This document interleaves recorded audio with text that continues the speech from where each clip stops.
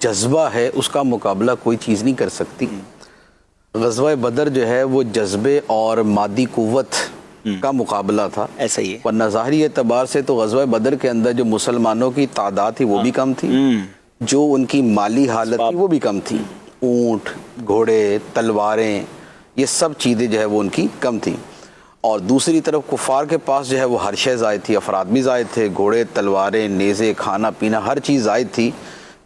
لیکن غزوہ بدر میں جو فتح ہوئی وہ مسلمانوں کو، سبحان اللہ، سبحان اللہ. کیونکہ وہاں پر جو جذبہ تھا وہ غالب تھا ان کی مادی قوت پہ. اور یہ صرف اس وقت کی بات نہیں ہے، یہ اس سے پہلے، اس کے بعد، یہ ہمیشہ سے ہوتا ہے. قرآن پاک میں جالوت اور طالوت کا جہاں مقابلہ بیان کیا گیا ہے، جالوت جو ہے یہ کافروں کا بادشاہ تھا، طالوت مسلمانوں کا بادشاہ تھا.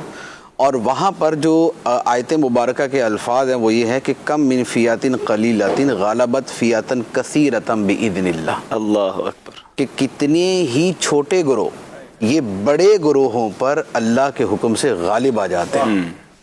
تو یہ جو چھوٹے گروہ بڑوں پر غالب آ جاتے ہیں اس کے پیچھے کیا ہوتا ہے؟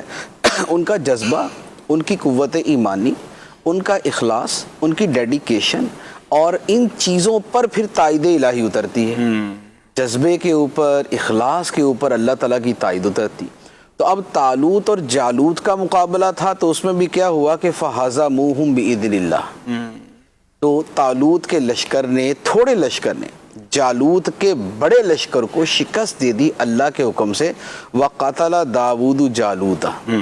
اور داؤد علیہ السلام جو ظاہراً کمزور تھے، انہوں نے جالوت جیسے اتنے بڑے بادشاہ کو جو ہے وہ تباہ و برباد کر دیا. تو یہ اس وقت بھی یہ ہوا، یہ غزوہ بدر میں بھی یہی ہوا، یہ اس کے بعد بھی یہ ہوتا آیا، یہ آج بھی یہی ہوتا ہے.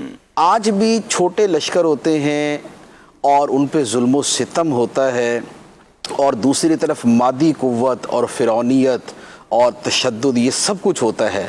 لیکن چھوٹے لشکر کا یا چھوٹے گروہ کا جو جذبہ ایمانی ہے، جو قوت ایمانی ہے، جو ڈیڈیکیشن ہے، یہ بڑوں پر غالب آ جاتی.